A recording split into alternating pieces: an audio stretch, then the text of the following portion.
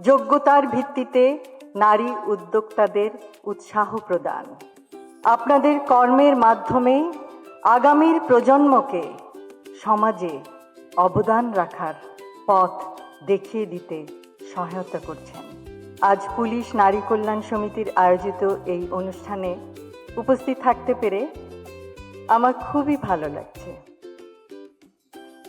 অভিনন্দন জানাই সকল সদস্যকে তাদের নিরলস প্রচেষ্টায় সমাজের বিভিন্ন পর্যায়ে অবদান রাখার জন্য।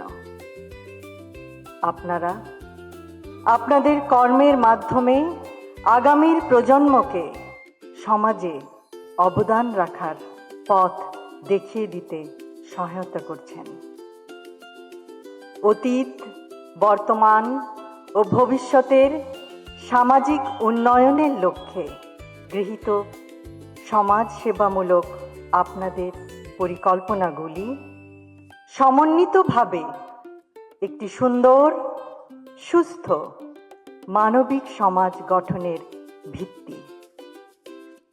আমরা সকলে যদি নিজ নিজ ক্ষেত্রে কাঙ্ক্ষিত সমাজ গঠনে অবদান রাখি, তাহলে নিশ্চয়ই সেটি বাস্তবায়ন করা সম্ভব ইনশাআল্লাহ।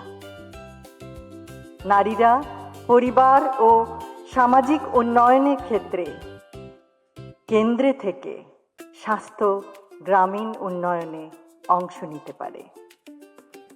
কন্যা শিশুদের নিরাপত্তা ও সুন্দর মানবিক বিকাশ নিশ্চিত করার মাধ্যমে প্রতিটি মেয়ে যে ভবিষ্যৎ নিজের জন্য গড়তে চায়, সেই পথে রাষ্ট্র ব্যবস্থা প্রতিবন্ধকতা সৃষ্টির পরিবর্তে তা এগিয়ে নেবে।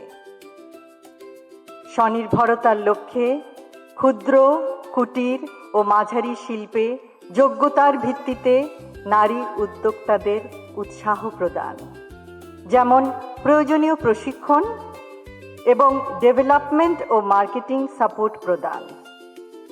ফলে পারিবারিক সচ্ছলতা বৃদ্ধি ও সন্তানদের শিক্ষা এবং দারিদ্র্য বিমোচনের লক্ষ্যমাত্রা অর্জনের পথ সুগম করা সম্ভব হবে। সবশেষে আজকের এই সুন্দর অনুষ্ঠানটি আয়োজনের জন্য পুলিশ নারী কল্যাণ সমিতির সকল সদস্যকে জানাই আন্তরিক ধন্যবাদ এবং তাদের সকল কর্মকাণ্ডে উত্তরোত্তর সর্বাঙ্গীন সাফল্য কামনা করি। আমাদের মাঝে আজকে পুলিশ নারী কল্যাণ সমিতির সভানেত্রী অধ্যাপিকা নাসিমা ফেরদৌসী উপস্থিত নেই। আমরা তার আশু রোগ মুক্তি কামনা করছি মহান আল্লাহ তাআলার কাছে।